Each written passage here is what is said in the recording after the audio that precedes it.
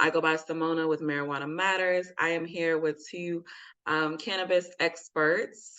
And we're going to have a conversation just about cannabis for seniors and what that looks like, because what we know to be true, especially on our end in Marijuana Matters, is just making sure to have more opportunities to be in community, be pillars of education, really just trying to push the culture forward. And how do we establish an ecosystem that really is the most, and I know this is a buzzword, but the most inclusive that it can be, honestly.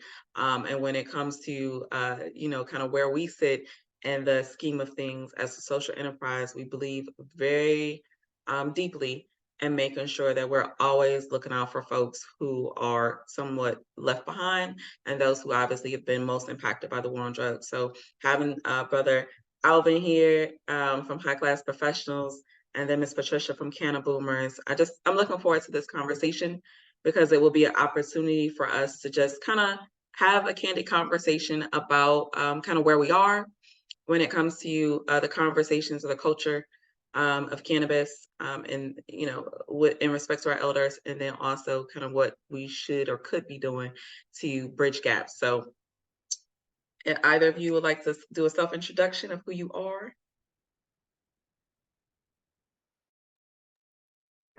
Ladies first, you want to go first, Miss Patricia? All right, darling. I'm calling him darling. I just met him yesterday, right? My name is Patricia A. Patton. I am the face of the Canna Boomer brand and the founder of the Cannabis Business Alliance. I founded Canna Boomer about 6 years ago, 2018, really, when I was looking for a place in the cannabis arena. I too was stoked by the whole idea of there's gold in them there hills, and the idea that I might be able to improve the quality of my life as a baby boomer, because there are so many health disparities, particularly among Black and Brown and Indigenous people. And I thought that the Canna Boomer brand could be a bridge, really, between the science and the consumer. So that was primarily where I entered, looking for a place for myself. So I'm looking forward to this conversation, and it's a chance for me to learn. And it's also an opportunity for me to be in community with people who are not exactly like me, because as you guys know, we're not a monolith. Yeah. That part. And Brother Al? Yes, sorry for my background. I got some things going on in the background, but I'm Alvin with Podcast Professionals. Also, a lot of people in the community know me as Zeus. We were a legacy cannabis brand that's been slowly transitioning into more of an events-based group in Washington, D.C. And I've been doing activity with Marijuana Matters for a while now, and I've just been trying to get things situated on the ground. And I'm excited to have the conversation with Ms. Patricia here about getting the elder community involved in the cannabis community, the younger cannabis community, and making sure that they're involved and they feel safe and feel welcome to what we be doing, and things that we be doing, that we do. Sorry. No, thank you. Thank both of y'all. And so, Ms. Patricia, you said it a bit ago. You just met brother yesterday, but you called him darling, right? I know. I'm sorry. Forgive me. No, I'm pointing out because I think that's a dope way to show that kind of like love and to show that level of just familiarity, I guess is what I'm saying. When we think about the generational gaps we have and how we relate to each other, right? In part, it could be for a myriad of reasons, but I guess I just wanted to throw out this question and wanting us to like respond in a way that we best know how. Is how do we do exactly what you did just a second ago with Brother Zeus? You immediately kind of treated him, I would imagine, the same way you would treat your neighbor, right? You show love in a way that I think it was reciprocated well, because immediately Al lit up, like his face lit up. So when we think about just those small ways that we can improve how we're relating with our elder community when it comes to bringing them along on this cannabis journey, what are some tangible things, such as, again, just the simple salutation you gave to him? What are some ways that we could do that? What do y'all think? I was thinking about it yesterday after we had a conversation, and one of the things that comes up, um, inside the culture in particular, and not just our culture, but it's just inside cultures, how people show reverence for age or whatever. Like, we haven't completely lost that.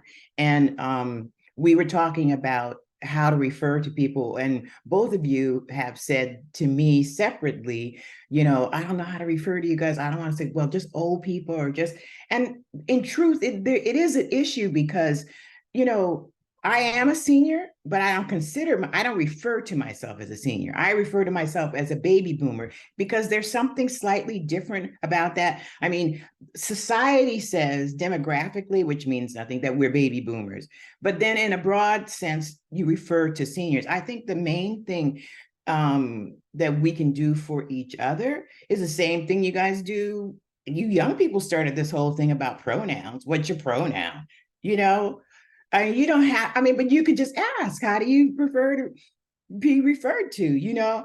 Like, I am old. I'm happy to have lived a long life, and I would encourage and advocate for everyone to try and do that, to live their best life. So, I guess maybe it's corny to ask someone how they want to be referred to, or maybe you just do what you normally do and not feel bad about it. You assume that somebody will correct you if they don't like it, but you don't have to apologize for, wait a second. If you talk bad about me, you're going to get it though. That makes sense. Look. No, I understand. I think for me, especially with like people in the culture, especially older Black ladies and stuff like that, I automatically treat them like my grandmother, treat them like my mom. You know what I'm saying? Like, try to give them that deference and that type of respect. And older gentlemen, I treat like my uncles. You know what I'm saying? Like, I can get game from. But I don't think a lot of people necessarily come with that come with that type of approach to everybody. And I think that's one of the ways that we can kind of foster that type of camaraderie between the generations. Just treating everybody like they're family members. Like, you know what I'm saying, when you're out and about and you see an older lady need help or something, you go help. Like, I was raised that, go help them. You know what I'm saying? Introduce yourself. You know what I'm saying? Go help them, see if they need anything or anything like that. And I think if we try to bring that into the cannabis community, that type of camaraderie and family type of vibe to the community, it will help a lot with bridging the gap between the younger generation and the older generation about what they feel like they can ask us, or, you know what I'm saying, what they feel like they can get from us and what we feel like we can get from them. Because I feel like a lot of the times, if there's not that type of rapport, that type of love, everybody just kind of stays on their side of the fence. The older folks stay with the older folks, and the younger generation stays with the younger generation, and it kind of becomes closed off until you just transition it onto the other side. I agree. So we're living in our own little separate worlds, right? It's kind of similar to what, all three of us were joking yesterday. We were talking about being around 20-somethings, because all three of us at this point are beyond that stage, right? We're no longer in our 20s. So it's not going to happen.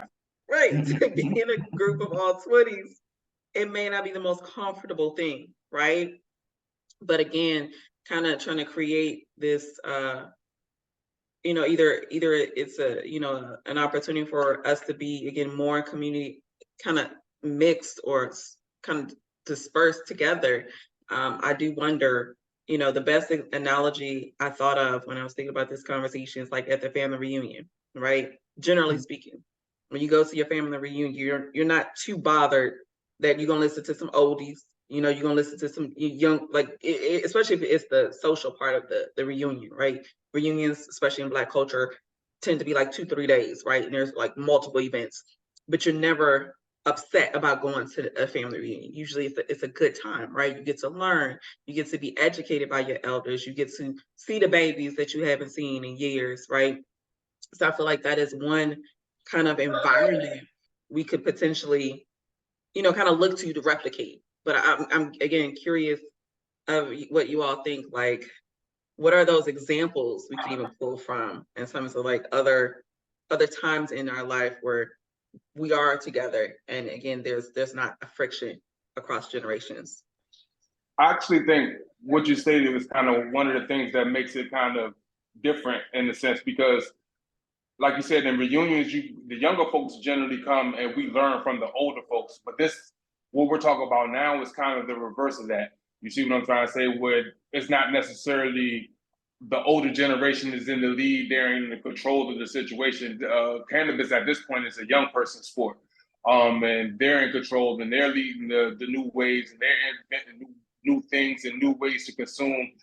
And it doesn't get translated the way it's supposed to be.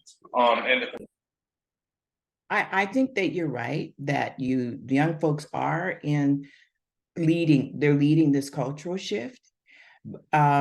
But the thing that I think that needs to be kept in perspective and put into action, as you lead, take advantage of folks who have some perspective to amplify your message and all. And in those areas where it may not be your expertise, like you may not know how to talk to old folks in the best way. I mean, you may not understand, since you haven't been there, that a 50-year-old is not the same as, you're not the same even at 55 or 60 as you are at 50. 50, you're still kind of looking back and comparing yourself to who you were when you were 40. Once, the tires hit the road, and you're 60, you realize, that the land out there in front is not that. So you're using your time differently, but that doesn't mean that you don't want that time to be the very best that it can be. And so in that respect, I think that, I want to be able to come to somebody who knows more about the plant. I know about the science of the plant because I'm in those conversations, but maybe you know more than I do and can give me guidance if I want to move into the entrepreneurial realm of the business, So that's why I think it's important to allow and include older folks in the movement, because we're taking up space too and need to be served, and our brains are there, like we've been on the planet, there's some stuff we know. Exactly.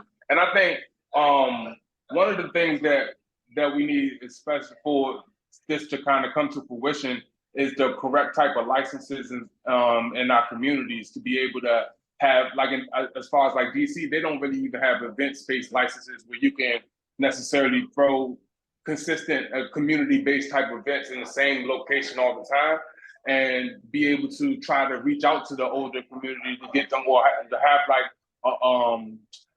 for lack of a better term, I guess, a senior citizen night, you know what I'm saying, the way we can connect with the community and, reach out to them and try to include them into what we're trying to do.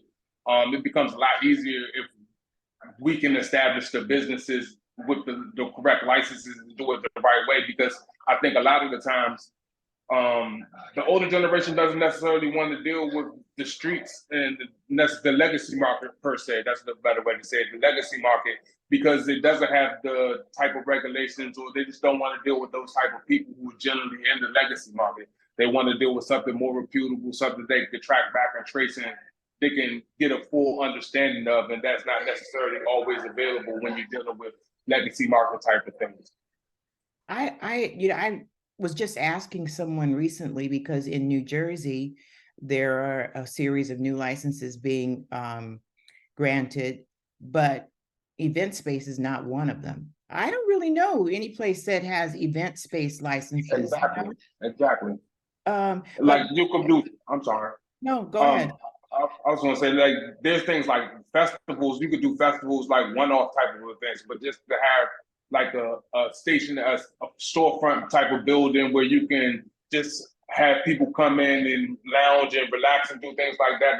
That's like specialty things that are in Vegas, or you know what I'm saying. They're not necessarily like a staple in the cannabis community in individual regions. No, you're absolutely right about that. And, in terms of small events that I've done privately, they've been the most successful. I mean, I've done like the Cannabis Festival in DC, but there was not like much interest in that sort of wellness segment that had to do with marketing to different parts of the population. Like there just wasn't the interest, and it wasn't because there weren't older people there. The focus was just on more on adult use, and the good time. And nothing wrong with that. But again, and if you have a business, you have to focus. There's not, I mean, I can't criticize it on that level. You have to focus on who your primary people are. But I guess that's really why we're trying to figure out where and how we reach all the different types of older people that are in our community, because it's true. Maybe the folks who go to church on Sunday do not hang out with all the folks, on Friday, but it doesn't mean that people in either group are not interested. It's like trying to figure out where you could assemble a cross section of people who are above 55, who are open, to and I think it's how you market it. I mean, I got a recent invitation to speak at the Unitarian Church, where folks intellectually are trying to understand the relationship between the endocannabinoid system and, their bodies, But I don't know where, for example, in Black and Brown communities, where I have that possibility. I think that's something that we definitely have to search in. And speaking for the younger generation, I think a lot of the times we don't necessarily like to include the older generation unless they're like hippies for, you know what I'm saying, or they're really, really like we know them to be with the culture. Because growing up, but before cannabis got to where it was, the older generation kind of looked at us differently. I've been a weed, like I said, I've been a weed head in my family for since as long as I can remember. And until recently, when it became kind of cool, it was more people, the older generation in my family would look at me like I'm less than, or I'm wild, or I'm a criminal because I'm smoking weed, because I like that. I like the weed situation. And that kind of throws you off from wanting to even have a conversation with them as well. And so I think the older generation is kind of letting us know that we don't view it like that, or we're trying to, you know what I'm saying? We want to find different ways to view or even consume or anything like that will help the younger generation be more open to, you know what I'm saying, connecting and rekindling that type of community vibe with them in the cannabis community. Because in general, cannabis is like a social thing, you know what I'm saying? Everybody come together, oh, you smoke, I smoke, why? You know what I'm saying? It's a commonality type of thing that brings people together. And like I said, in my personal experience, it was one of the things that kind of broke me apart from the older generation. So I think if we could find a way to bridge that gap and heal that kind of wound, that trauma or whatever like that, it will go a long way in having the older generation feel more inclusive and included in what we're doing in the cannabis community. Think about it like this, um, there are certain kind of parties that you like to go to, and it doesn't matter who's there, because everybody there likes good music, they like good food, the vibe is good. It doesn't matter that people are different colors, different ages, or whatever, And when, this is me talking now, when young people talk about the plant, they always talk about it like, the plant is for everybody, it brings everybody together, it's a whole cool this, that. And I mean, when I was 20, 21, same thing, talking the same thing. But the reality is, I think that the conversation now, because I guess of the stigma and also because of the law, even though the plant is legalized in so many places, people still have the same kind of behavior. So, I come to DC, the parties are private. If I haven't already registered for this or that, I'm not going to be able to just go hear the music that may be someplace, like nobody knows who I am. And I feel the same way if there are people coming into to an environment where I am and I have no idea who they are. Like, I guess I'm saying we're afraid of each other in some ways, and that we need to work through that and not be like the broader culture where I find myself complaining that the same people always talking to each other, and they're the ones that claim that they represent the cannabis industry. Like, they don't represent the cannabis industry to me. Hey, yeah, that goes further to what I was saying. And I think one of the bigger things is I think the older generation is definitely now being more vocal about their wanting to be included. And like I said, to a young person, from a young person's perspective, like I said, the older folks when when we were growing up, they just turned their back on it. They didn't want you to deal with weed. They didn't want you to smoke weed or anything like that. We were And so, scared. We were scared for you guys. We were actually scared for our children. It wasn't that we really believed anything that Reagan had to say. We were afraid. I mean, I'm the mother of a boy, a man child, and I 4 years understand. old. We were afraid. I understand. And the propaganda that they use for marijuana worked on y'all generation. And like I said, to us, it became a rebel type of thing. Oh, we spoke to not necessarily just to be a rebel, but you know what I'm saying? We liked it and we viewed it differently. And now I guess we're trying to, like I said, the gap is that view. I feel like that's the gap that we have to be able to bridge and what we're doing. And I think the older generation being more vocal about wanting to be more included, and then the younger generation just being more open and just being more willing. I think being more willing to include them and not just do things just do things for the younger generation. Because like we were saying yesterday, when we were talking, it's hard to sometimes from a young person perspective, it's hard to kind of make a family. It's kind of family oriented when you want to include a cross section of generations. Um, but it's hard. It's kind of hard for younger people to think in that mode because a lot of times when they're not using it necessarily as medication, they're using it more as a party and a social drug, whereas the older generation might want to use it more for medication or for peace or relaxation and things like that. And that could be one of the things that get crossed in between what we're trying to do as well. Well, one of the things that we were talking about was, trying to discover, environments or situations where it would be possible, to bring different ages and different levels of knowledge, in a both a learning environment and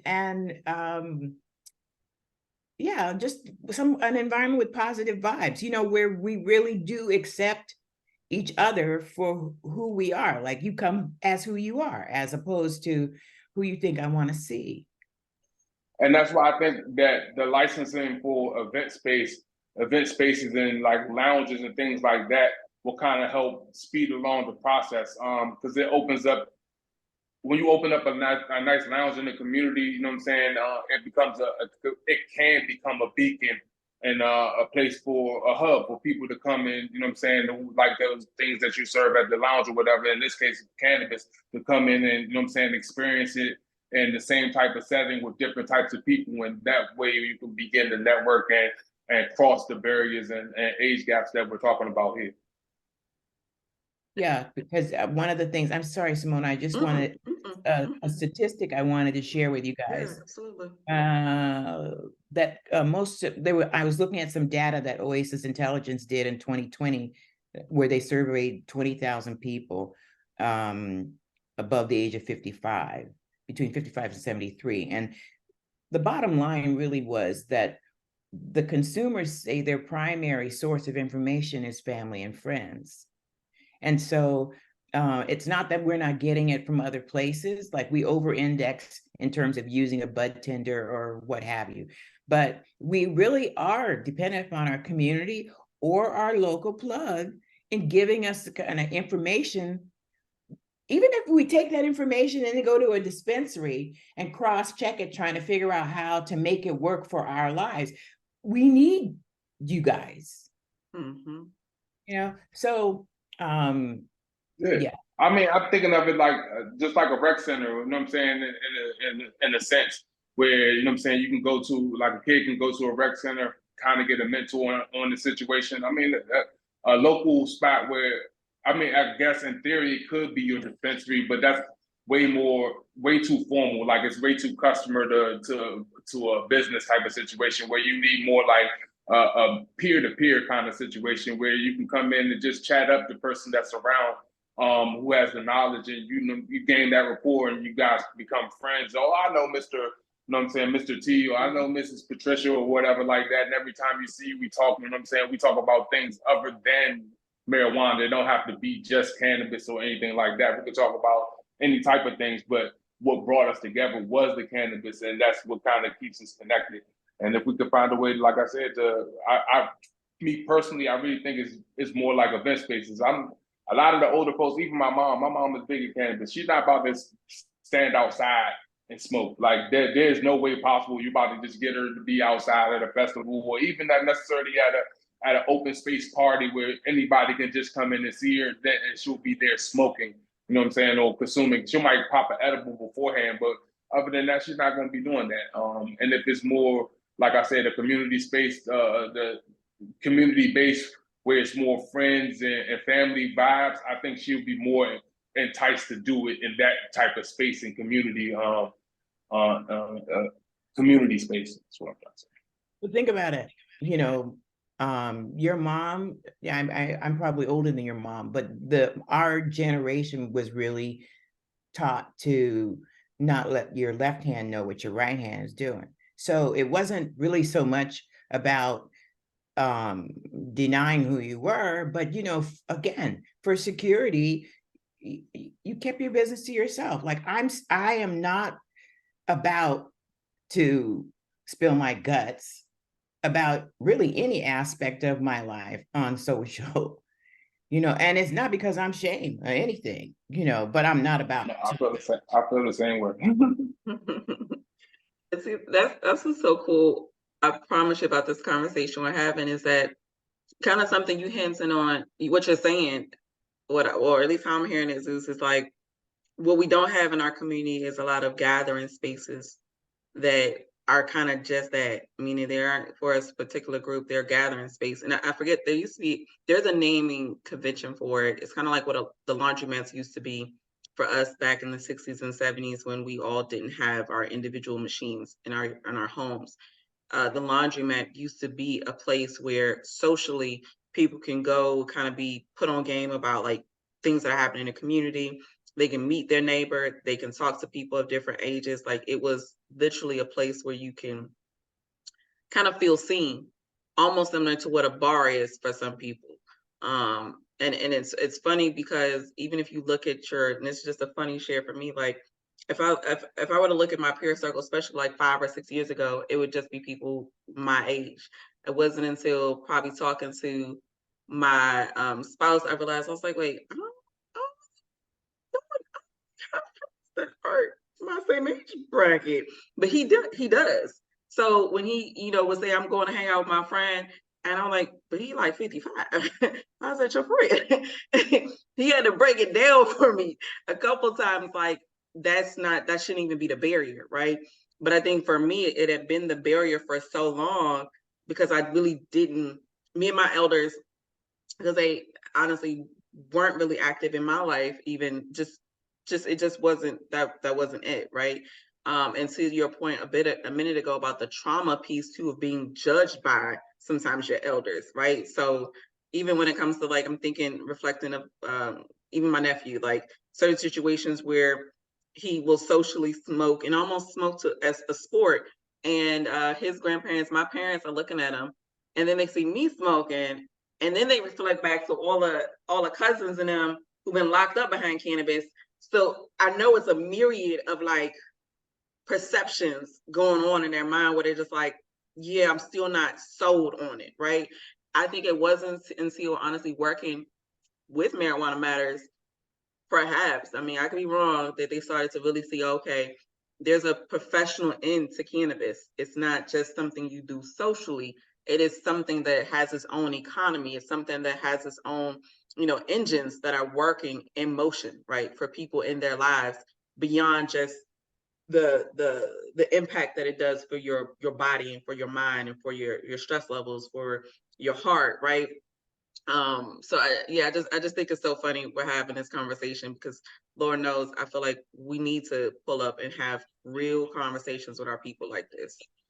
And I think what you're saying is what I'm trying to get at. That there's different entry points, different entryways into consuming cannabis. You know what I'm saying? You can be looking for a release, you can a stress reliever, you could be looking for relaxation, you could be looking for medication, you could be looking for just to have a good time.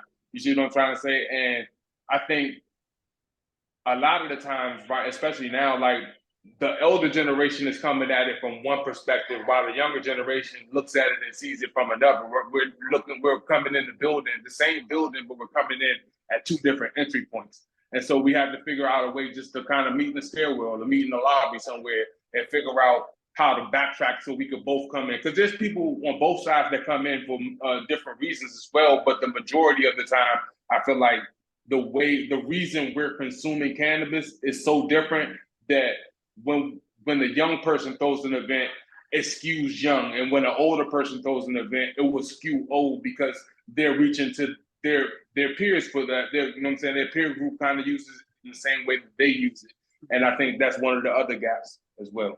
And I can I big up something you said a second ago? You said meet me in the lobby. That's kind of a powerful visual if you think about it. Meet me in the lobby. You said no matter what door we're coming in the building, right? The lobby is the area where we centrally can gather. And again, culturally, that's something we don't have. We don't have many lobbies where we can pull up. And actually, the visual that I got when Alvin said that was really, I remember as a young woman, we used to go to clubs. There were certain neighborhood clubs where everybody in the neighborhood went, to drink and get high and dance with. So, either you were under 18 and you were sneaking in, and there were people, of different ages, or, you were of age. But the point of the matter, it was like people from all different walks of life came into the neighborhood clubs. So, to your point about event space, yeah, I need a license for event space because I do events in other aspects of my life. I know lots of different people. It's a good idea. We need to like really, get at those regulators about creating those kind of licenses for us to operate legally. Yes, I had a chance to probably pursue like dispensary licenses or retail licenses and things like that. Like those are cool, and you know what I'm saying, but those only last as long as like, especially like this dispensary licenses. Those only last as long as you have, you know what I'm saying, access and capital to get the products you need, and it's market dependent, and it's a lot of different things. An event space, there's bars on your block that's been there longer than you've been. You know what I'm saying? That I've been alive. There's bars on my block that people have been going to for as long as I've been alive. And if we can establish, for all intents and purposes, bud bars, places where people can come and just, you know what I'm saying, even like Amsterdam has, things like Amsterdam has, and I think it will go a long way to providing that space where people could just come through and connect. I think that the need for, I mean, all of this is sort of under the guise of education. And, in me talking about feeling that the Cannaboomer brand is a bridge, to really address health disparities among, Black, brown, and Indigenous people. Like the idea really is like, we don't live as long. Our quality of our life is not as good statistically as folks in the minority. And so I think that the knowledge that folks have now and the access that people have needs to be funneled and used in a little different way. I mean, it's like you got a big head with a lot of information that can be used differently. And I think that's really where we have to start strategically figuring out how to address our own problem. Like people talk about, old people like they know something, like they don't know jack. They really don't, because they haven't been there. And two, they talk about older people in a very one-dimensional way. I mean, when you think about the people that who are older, they're in living color. Their vibration is completely different. You don't have to be high to even feel them come into the room or whatever. Mhm. So I don't get too woo-woo on the whole thing. But the point I'm really trying to make is that we know how to reach our people, and we just really have to focus on how to do that in a very concerted way. And I think that's part of the problem as well. Like Simona was saying earlier, it's rare that you have, especially like when you're in like your mid-20s or early 20s and stuff like that. It's rare that you have an older person in your life that's not your family member. You know what I'm saying? That you, unless you have like a mentee, if you on like a frat or in a fraternity, sorority or whatever like that, then yeah, you probably have the older generation speaking to you. You can become friends because you get put in the melting pot that's kind of inducive for you to make friends and, you know what I'm saying, be kind of peers with the older generation. But if you're not in that type of lifestyle, then there's no way. It's hard for you to become friends with the older generation because you're not necessarily with them. You're not around them. Y'all do different things, be in different places. And I think one of the ways we could do that is just trying to, like I said, befriend each other. Just try to be friends again, and not necessarily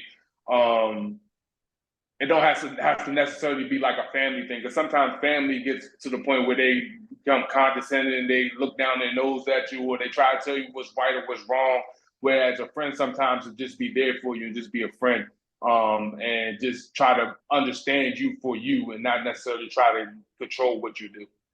But if you taught a class, for example, on like how to grow, I would come to your class. I mean, if you taught, so I'm just saying that you can help me in very specific ways. If it's not you personally, people who can. So it's just really trying to figure out how to make use of how to solve a problem. It's like if you have children, you have to figure out individually how to meet their needs. It's no different, with different aspects of I mean, if we were to think, okay, how are we going to host something that I would enjoy and not mind having older people there who might be asking dumb questions to you? They might be dumb questions, but we want to feel open and free enough to ask, am I gonna be able to get home? And so I don't think like a lot of I know me personally, anybody that I know that does events, or, you know what I'm saying, has a shop or anything like that, they're not gonna not be welcome into to the older generation. I think part of the thing is, you know what I'm saying, when we're throwing a cooking class, for example, like you said, or something like that, a grow class, when we promote it, we don't promote in the ways that older folks can see. Like we promote on Instagram through stories, or, you know what I'm saying, we'll promote on Snapchat. The older folks necessarily not on Instagram like that, or even if they are, they're not gonna hit the story to see that we're promoting this, or, you know what I'm saying. But So Al, my you don't question, know that. You don't know no, that that's why because about my question. because we hiding on you. I mean, my friends always Not talking about. hiding. Wait, why y'all hiding on Instagram? I gotta ask. But Why y'all but that's hiding? but no. I tell you where we're hiding. We're hiding on TikTok. All my friends be sending me messages like, "Oh, did you see so and so?" It's like, no, I did not, because I'm not over there mad doing stuff. But they're over there just like they used to be on Facebook, hiding, lurking, watching Yeah, everything. see, but you learn. See, but that's what I'm saying though.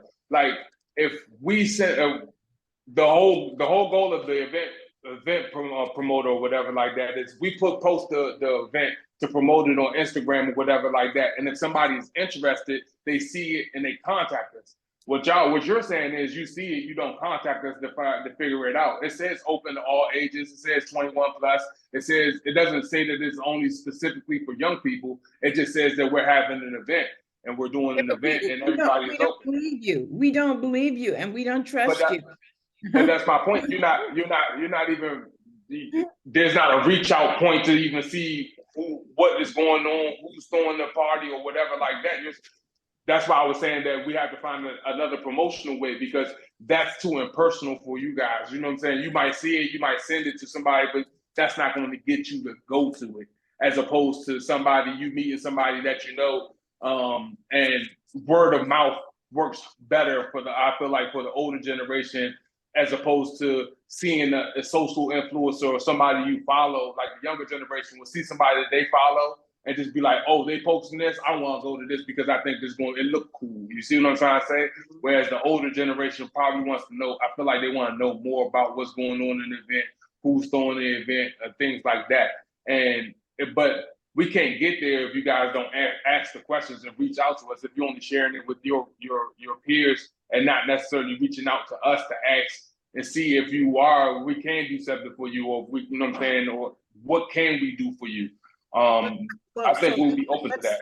What if you wanted to reach the same constituency that you normally reach? Like, folks are coming from Philadelphia and New York to DC for a particular event, and you're trying to reach those people. How would you do that?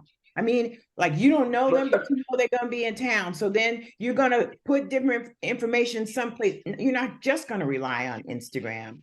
You're going to. That's what I'm trying to. That's kind of the promotional. Like as far as for any event that I know of, like in DC, it's like I found out through social media, Eventbrite type of situation. They'll have an Eventbrite. I'll see somebody that I know that's promoting the event. It'll just be a flyer, and I'll go research the event to see what's going on and if I want to go. You know what I'm saying? Or because I'm in the community, somebody will call my phone and be like, "Yo, we got this event going on," and things like that. But I don't like the younger generation. I read email blasts. We're not like getting like mail to the door. We're not getting mailing flyers. You know what I'm saying? Things like that. It's strictly digital. Like that's how we get out, and that's how the younger generation gets and disseminates their information. If it ain't online, if it ain't on IG, and you ain't got pics, it ain't happening. It's not provable. It's not provable at that point. It's not real to them if it's not online, and that's my point. That's part of the problem. It's a technology gap in that as well. Well, I'm just keeping notes of what we said, problems that need to be solved. And one was like a place and the whole meet in the lobby idea, to host something that's sort of like a medium ground, as opposed to a church. And the second was like ways to recruit older people, although we had a good event at Ebenezer Baptist Church in Brooklyn about 3 years ago. Listen, if somebody told me that they had a cannabis, like if I wasn't working in the industry, because I'll go to it because I'm in the industry, I'm doing things in the industry. But if somebody just told me strictly a recreational situation with cannabis at the church, I'm not trying to go to that. I'm just going to be like, I'm going to look around like, who's going to that? Like the church is definitely doing it. Alan, it was good. It was a good event, I'm not saying that it wasn't a good event. I'm saying that a young person will the first two words out of your mouth is Canada and church, and those two words like it doesn't go. Like it's like the question, why don't they go? Is it because of the perception of like being judged in the church because of cannabis, or you just don't trust it? It goes back to what I was saying about how the older generation used to look at the younger generation that smoke. A lot of that was through the church situation. Oh, you're going to hell smoking that devil's lettuce, this, that, and the third. You know what I'm saying? There's a whole bunch of church stigma that's in cannabis, as well as law stigma, like stigma that the law gave to it as well. And so, like, going to church, like, I feel like you're going to question me and tell me I'm going to hell. I'll meet you outside the church. We could be in the church parking lot, but I ain't trying. Then it just feels like a little bit like, So, But you're right. We do need another space and not necessarily a church, because I think the older folks will go to the church, but not necessarily the younger folks, especially if you're not already in the church. If you're not in church, you're definitely not going to church. but there are, let's put it like this, there's a certain segment of your market in the church, like a lot of the people who go to church talk smack about, consuming smoking. But if you bring them a topical or bring them, tincture Food. or something, yeah. And this is where I was talking about access points. Like this is what I'm trying to. That's what I'm trying to say. The access points and where you interact with how you interact and consume it. It it gives you a different vision of what you're trying to accomplish. And a lot of the times, I think those two are just at odds with each other. Like it doesn't necessarily feel that the older generation or churchgoers in this situation are using it as a social drug. They're using it for a medicinal purpose, and that's kind of a different view than how the average young social smoker views it. But if you were to spin, if as an educator and an event host, you were to spin the story and to talk more about access points and how people are consuming for different reasons, and none is more valid than another, like Absolutely right. you can't really judge someone who's feeling good because they can consume at 13 milligrams and you're a 2.5er, like no judgment. There shouldn't be in judgment, Shouldn't be. It shouldn't. But Yeah. that's the key word. You said shouldn't be. But Lord knows we as a people, right? Meaning human, we love to sometimes put these little bifurcated points of like, oh, it's different because they're smoking it, right? And I would imagine, and Miss Patricia, you could tell me if I'm wrong, but I would imagine for older adults, it might be, some of it's like health issues, obviously, of smoking cannabis. So again, it's more attractive for those other access points we've been talking about, right? But they may not realize, oh, okay, regardless, sometimes when I say they may not realize, we have so many biases that just kind of inherently pop up, and we don't even realize we carrying around these biases. Like, you know what I mean? Right. Like, regardless of how you consuming cannabis, it's all one and the same, right? I totally agree with you. And I think that it's,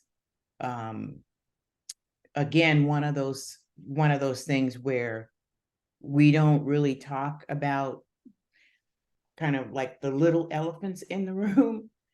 There's an assumption that we all kind of think the same thing, and we don't really. But And let me yeah. ask y'all this.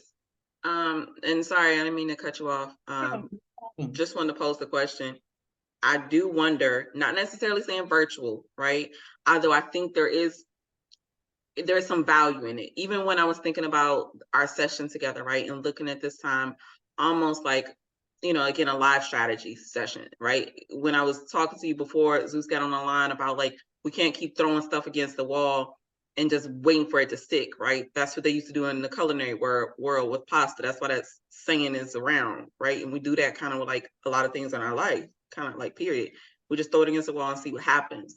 But if we know kind of like our end goal is one thing, like I heard you say a little bit ago, Zeus, this word that I feel like we're now starting to really gravitate more to, which is wellness. We're starting to gravitate more to like healing from trauma. We're starting to gravitate towards these things that are going to make us more whole individually and make us more whole as a community. I'm noticing that shift, at least to some degree. I think there's some of that, and I think if I'm being honest, like I said, young folks, I like it's weird for me because, like I said, I've been in the legacy space for a long, long time now, and I've seen a bunch of different gatherings, and I've never seen older folk necessarily like excluded or not included or not welcome. But I also feel like there is a level of kind of a one just generationally of an apology, like or of you guys were kind of right about cannabis because, like I said, I know personally a lot of people. Like I said, even me, I can just point to myself, as, even though it's anecdotal, as an example of you know what I'm saying, just being blackballed in your own family by the older generation because you use weed. And now it's like for you guys to kind of, for the world to accept it and then for everybody to turn around.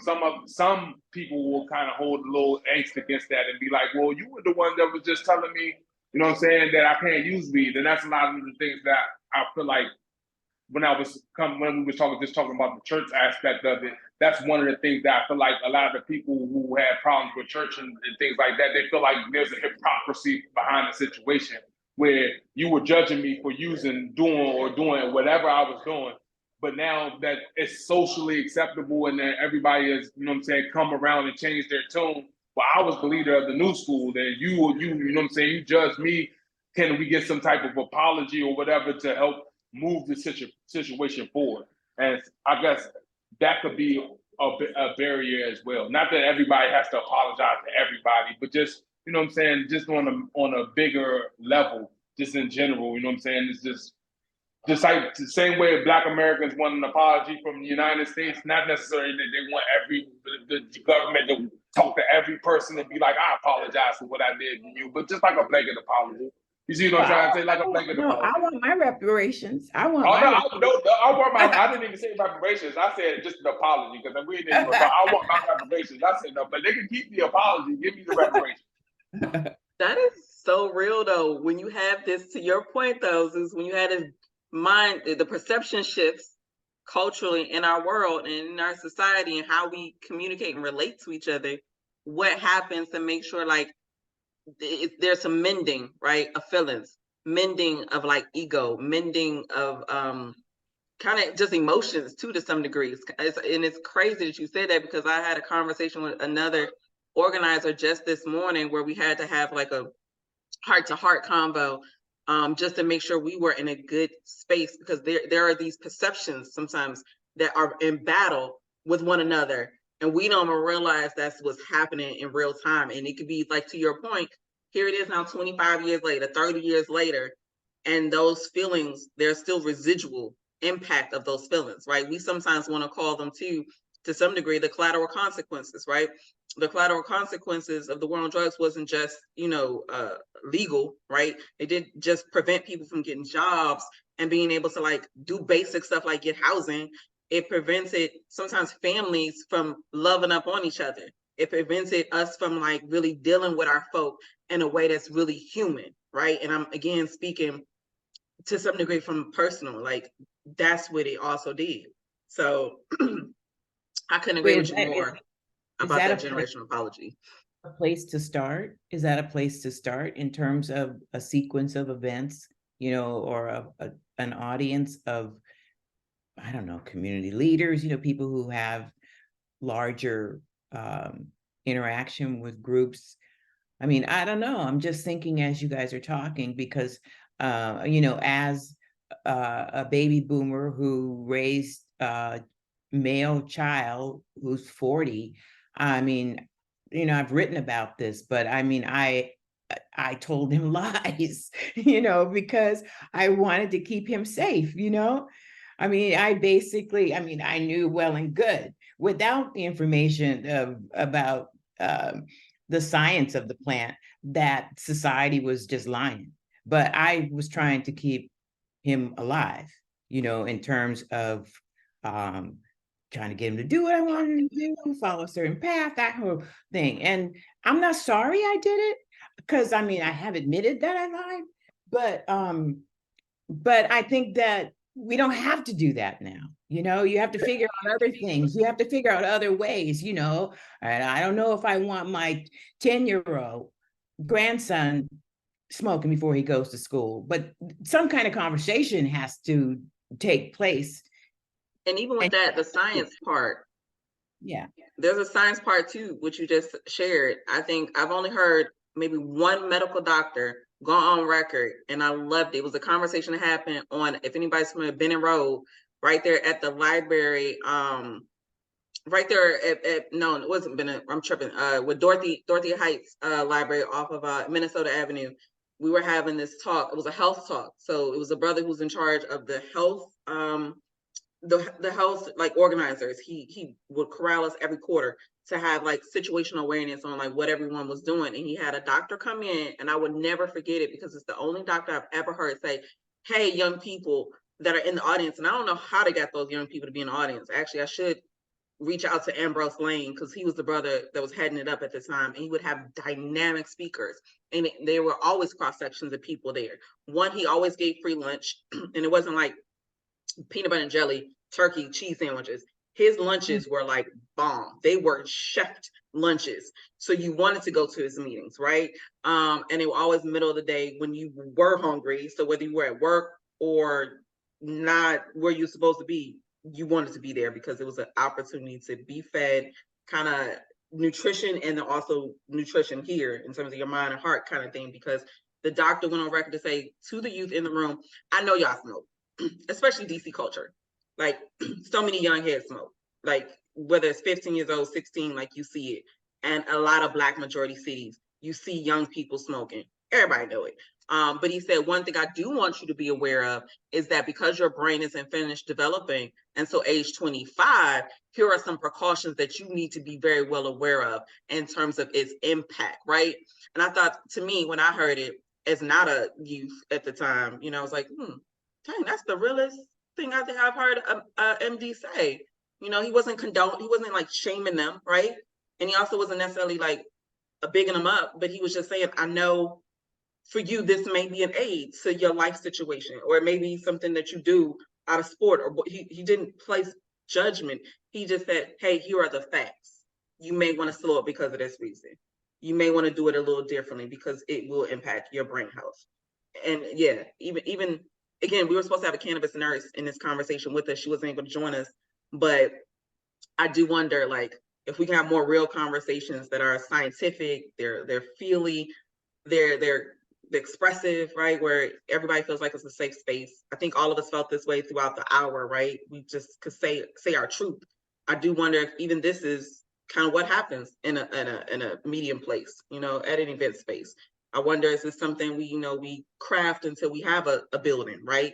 Because it's almost like that thing, like build it, they will come. Like sometimes you have to build even without the walls, build even without the shelter, the space. Like I said, as you got to think of it as a rec center. Not only kids go to rec centers, also that's one of the only community places in the community where from young to old, they line up to come to the rec center to use the things that's in the rec center. It doesn't matter what it is: pool, rehab center, workout center, the banquet hall. You know what I'm saying? It doesn't matter, mom, dad, son, daughter. You know what I'm saying? Male, female, young, old. Everybody comes to the rec center, and we got to have one of those things for cannabis. I agree, because it's not the same as alcohol, and even with alcohol, right? If you go to a club, and I've had this happen, walk into a club, my uncle's there, I'm in my 20s, he's dang near 50. I'm like, and it wasn't until he bought me a shot that I loosened my guard, right? Because I was like, "Ooh, he gonna tell on me. He gonna tell that I'm in the city and I'm not supposed to be at this club. I'm supposed to be in school." He gonna tell him, and instead he just ordered me some shots and my girl some shots. So that allowed me to like relate to him in a way where, again, there was no judgment class. It was just we both out here having a good time, right?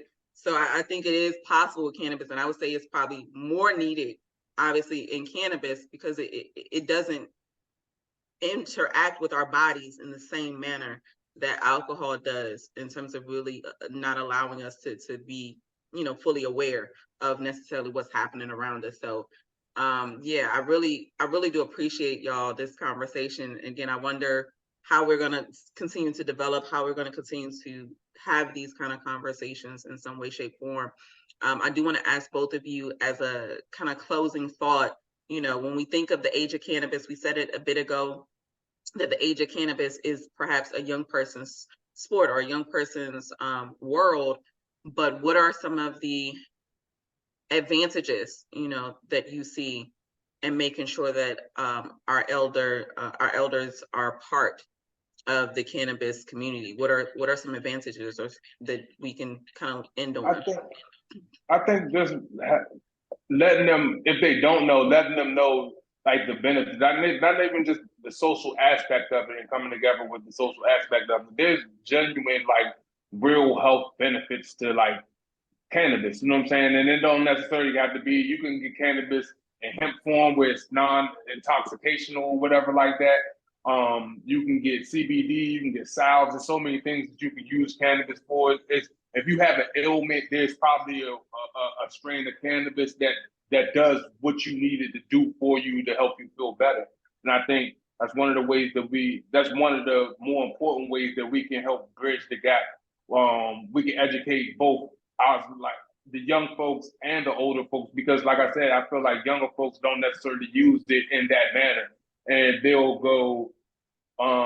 and they'll go to the doctor and get prescribed Xannies, or they'll get prescribed, you know what I'm saying, all sorts of opioids for their pains or whatever depressions they're going through, when you can just turn to the plant, find the right type of strain, the ones that hit your endocannabinoid system the way you needed to hit it, and it does that has the effect that you need for it to have. Like, you know what I'm saying? We had an older gentleman that had cancer. We was giving them some RSO concentrates, and he said that did more for him than the chemotherapy did for him. You know what I'm saying? So it's just things like that, being able to educate both sides on different aspects of the plant and figuring out ways to come together. Because just having ailments isn't an old person type of thing. You feel what I'm trying to say? Like, you could be young and have ailments too. You could be young and have mental. Like, there's a lot of people out here right now that got PTSD. I know a bunch of people that from my neighborhood that definitely got PTSD. Never been prescribed no medicine. Never went to no doctor and be diagnosed about it or anything like that. But they definitely suffering from the symptoms, and they self-medicating. But if they can find the correct strain or something like that, it could probably do more for them. And the same thing for, you know what I'm saying, older veteran or anything like that. And that's a commonality that everybody kind of has that interacts with the plant. And I think that we can use that as a way for us to come together. And one more thing, actually, Ms. Patricia, you said you and your the older generation, y'all shared the stuff on TikTok. Well, I think one of the ways we can try to do things is to make a TikTok channel or something like that that's young based, that kind of caters to giving information to the older generation. Absolutely. I've definitely been thinking about that myself. I mean, my thoughts echo yours, because I think that with an expanded kind of exposure and community that incorporates older people in it, it gives us an opportunity to reinvigorate our lives. It gives us an opportunity to embrace change. And it also gives us an opportunity to overall improve the quality of our life, because we're improving our knowledge, of how to address any wellness issues, because all of these things for me come under the umbrella of wellness, whether you are addressing it for pain, relaxation, specifically for an ailment or sickness. So it's been great talking to you all. I don't know what we're gonna do after this, but it's all But we're gonna good. figure it out. And maybe it's, I'm sorry. oh no, I didn't mean to jump up. I was just gonna say we're gonna figure it out, and maybe it's the New York event, but I know it would be nice to continue it. That's the whole gist of what I was gonna say. It'll be nice to continue this in some form or fashion. So yeah, appreciate y'all. All right, thank you so much. No questions. Anytime. Well, Ms. Patricia, we can definitely find a way to get together and engage people in your community and our community. And we can, like I said the other day, we need more brand ambassadors on both sides, willing to cross the line and translate what's been mistranslated between us. All right, I'm bound. Right. Okay. All right, good people. Y'all have a beautiful weekend. Happy Indigenous Peoples Weekend. And yeah, we'll be talking soon. All right, bye-bye. All right, bye-bye.